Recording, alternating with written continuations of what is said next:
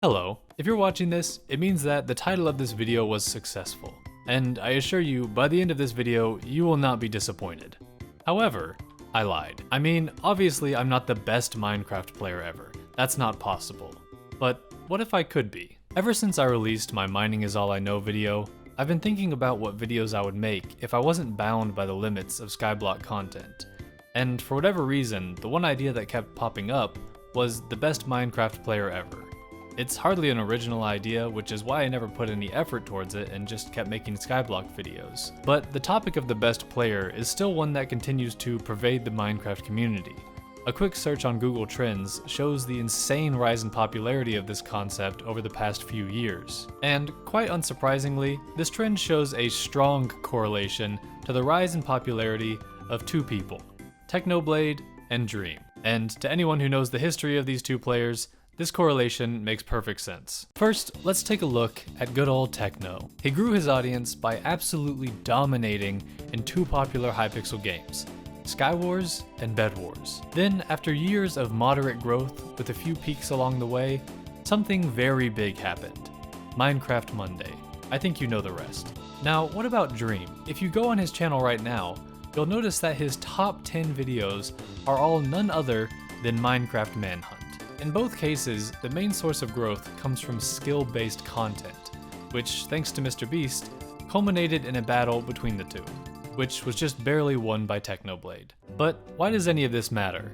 This video is supposed to be about me being the best, right? Well, the popularity of this topic has inspired many creators to give their opinions on who might be able to take the title of best.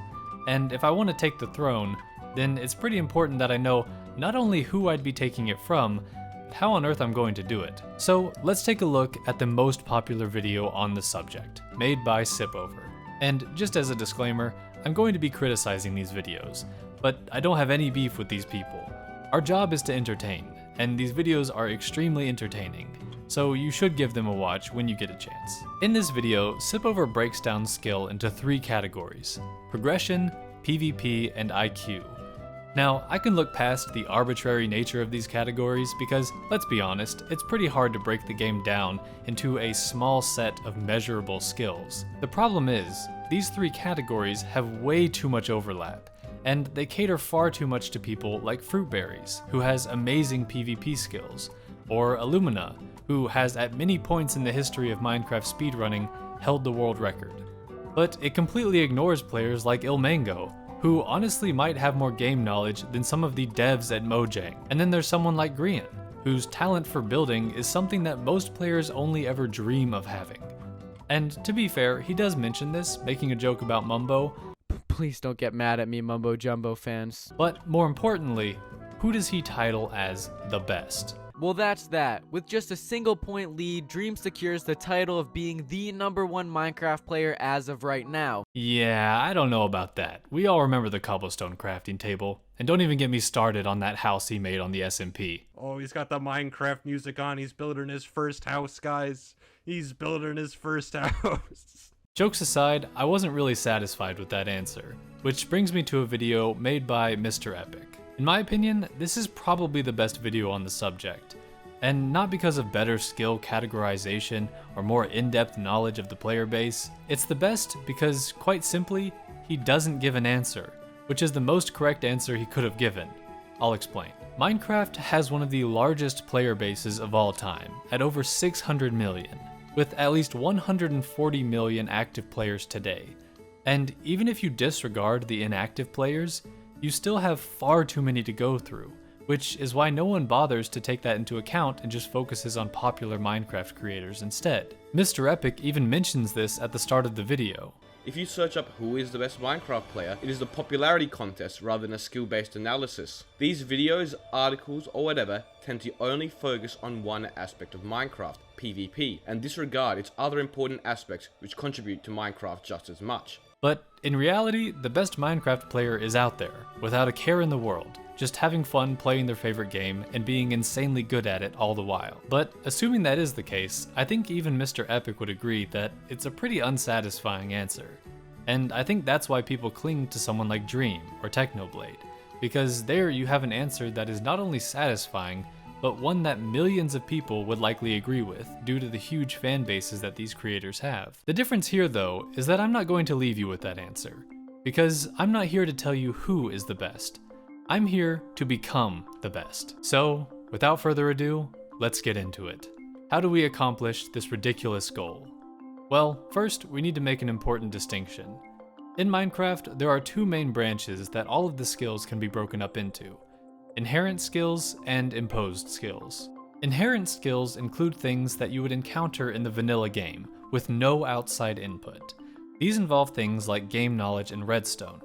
It also includes PvE, basic movement, and inventory usage, among other things. But we won't be focusing on those smaller skills, since they actually fall into some of the categories in the next section, imposed skills. These include vanilla aspects of the game that have been further developed by the Minecraft community over time. Things like PvP, building, parkour, modding, and especially speedrunning. The reason we need this distinction is to determine how to measure the skills based on their respective branches. Inherent skills don't require outside judgment because they are not subjective. You either have them or you don't. And the degree to which you do understand them is measurable because they are limited to what is present in the game at any given time.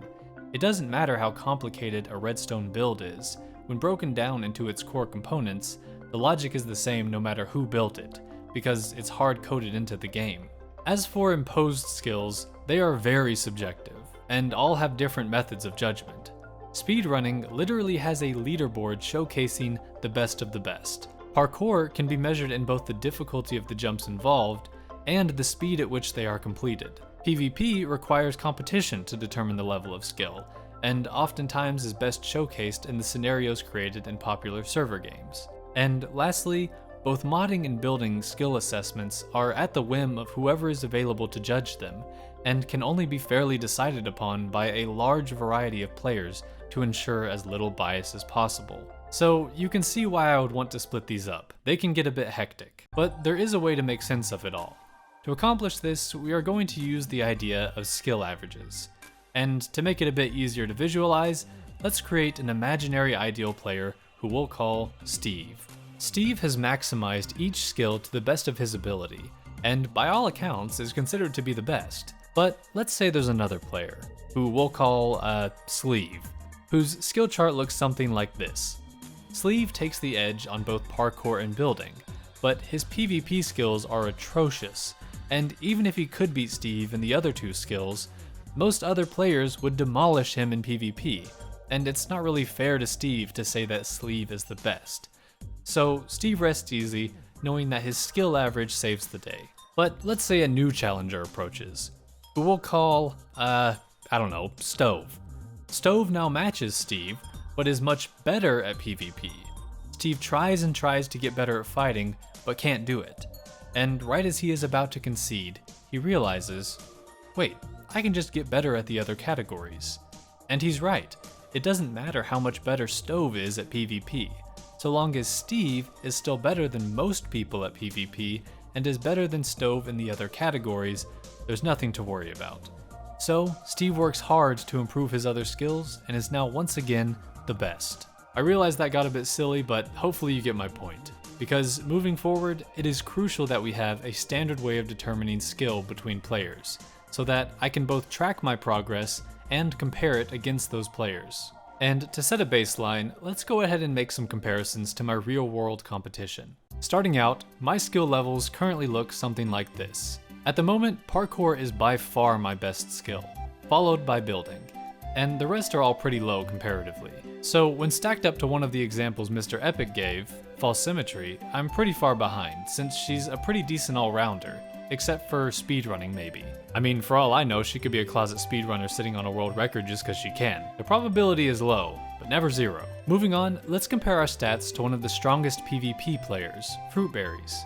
In this case, I pretty much get blown out of the water, since I have such little experience in all of his strongest areas. And I might actually be underselling his skill level, because as is the case with all of these examples, some of the stats may be off since they are only based on the content that is public, and I have no way of knowing what they work on in their off time. With that being said, it's finally time to take a look at the man himself, Dream. Since a lot of the videos that I watch seem to agree that Dream is the best of the best, I'll be using his stats as my main comparison in this video. I did as much digging as I could for this one, because I wanted to represent his skills as accurately as I could. And to all the Dream stands, you can rest easy, because even with the low estimates, it's a landslide victory in favor of Dream. He's already almost as good as I am at parkour, and the only thing I have a decent lead in is building. And just so all my research doesn't go to waste, let's take a closer look at each of his skills. First, game knowledge. You might be surprised at how low I put this, but truthfully, his 1000 IQ moments aren't really enough to show the full scope of his knowledge or lack thereof. And when compared to someone like XIII, who has taken an in-depth look at every version of the game, as well as some myth-busting along the way, Dream falls pretty far behind. Next is Redstone. This one was pretty easy to figure out since his abilities with the technical side of Minecraft were showcased in the biggest event that his server has ever had. And truthfully, his skills leave much to be desired. Moving on, we have PvP. Dream has shown time and time again that he is a formidable fighter. At one point, he took on 25 other YouTubers just to test his strength. And while he may have lost against Techno on the grand stage, it was still very close. And to tell you the truth, I can already tell this category is going to be tough for me. Now let's talk about parkour. His abilities in this skill are most often showcased in his manhunt videos, where he uses it to get away from the hunters. And while these moments are very impressive, this type of parkour is more associated with speedrunning or PvP. However, he has clearly taken a decent amount of time practicing parkour, mostly for MCC, but he may have been good before that as well.